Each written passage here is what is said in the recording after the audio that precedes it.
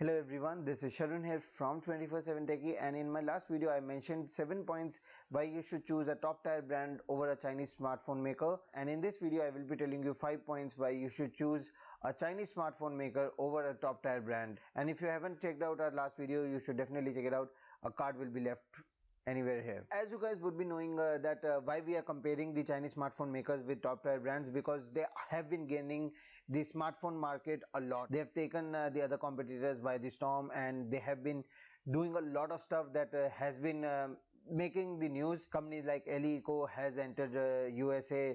A lot of companies are entering India, so they have been making a lot of noise, and we will be knowing why they have been doing that, why they are able to do that. The first and the most important thing is the aggressive price. You get almost similar specifications compared to a Samsung phone, but for the one third or half of the cost. Snapdragon 820 or an 821 now, 6GB RAM, 4GB RAM, 3GB RAM, anything, 64GB internal storage, a full HD screen at least. Samsung will be selling it for about 50,000 or 45,000. Xiaomi sells the MI5 similar specifications for about 22,000 in India. MI5S is 821 device for about 20,000 in China, so about 22,000 in India, 25,000 in India, still very low. Sony goes over 50, HTC goes over 50. They have no boundaries, but for the aggressive price you do get similar specifications.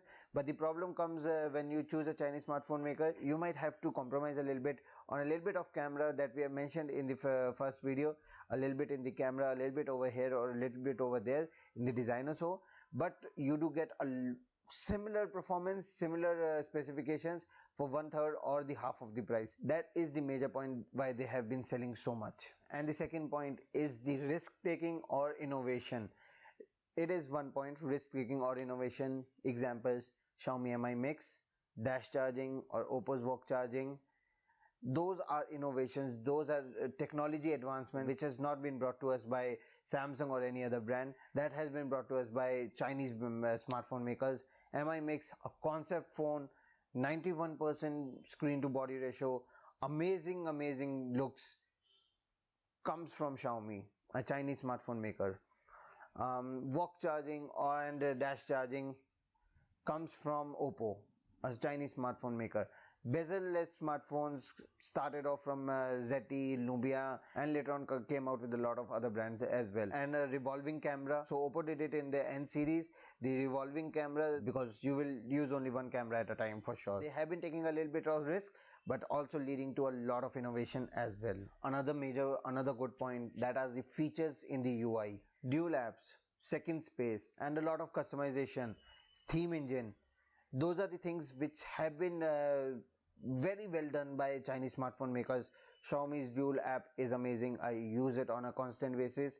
That's why I have been using Mi5S as my daily driver, because of that dual apps. By the way, the front camera of the Mi5S is recording this video. So there are a lot of UI features which have been brought by Chinese smartphone makers and very well implemented.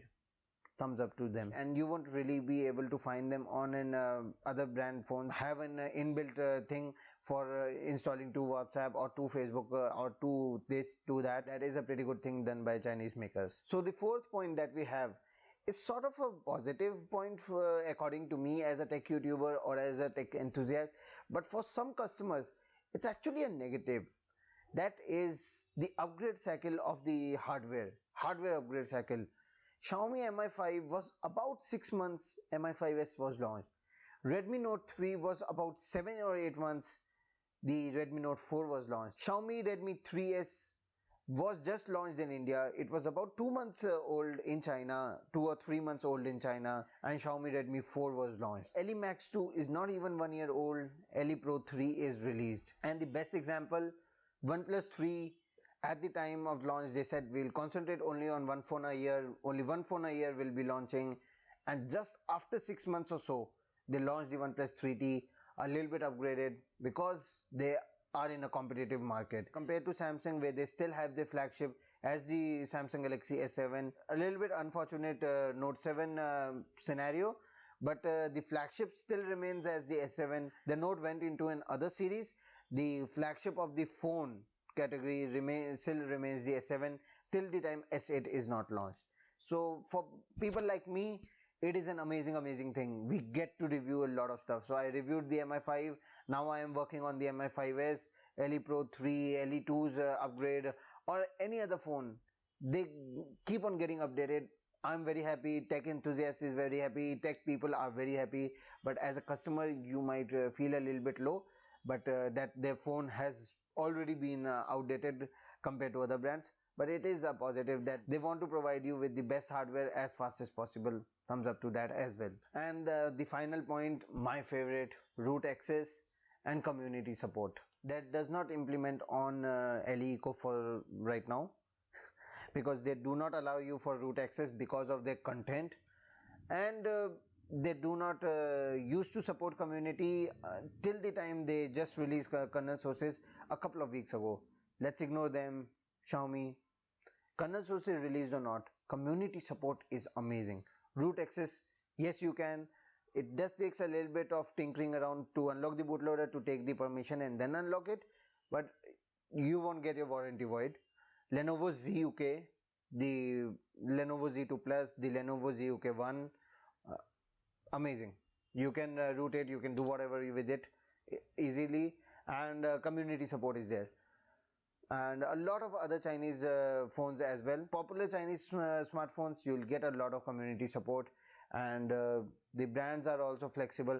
OnePlus 1, OnePlus 2, OnePlus 3, OnePlus X, and OnePlus 1 is still alive, still running now good.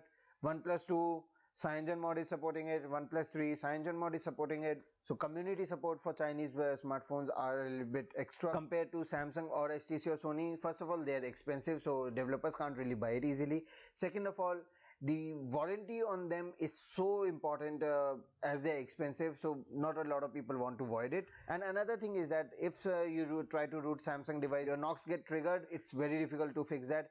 HTC and Sony also implements a similar thing. Xiaomi or OnePlus, you can just go ahead and root it, take it to a service center. They won't really even ask you if you did it or not. So I've done it many times, that's why I'm saying.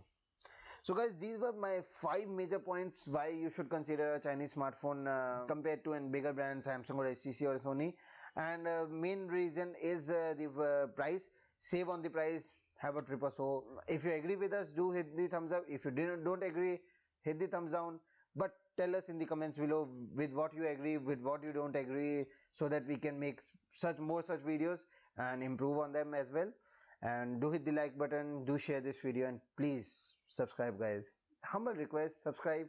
It does not take anything from you, just a subscribe button, and I am happy. You might also be happy.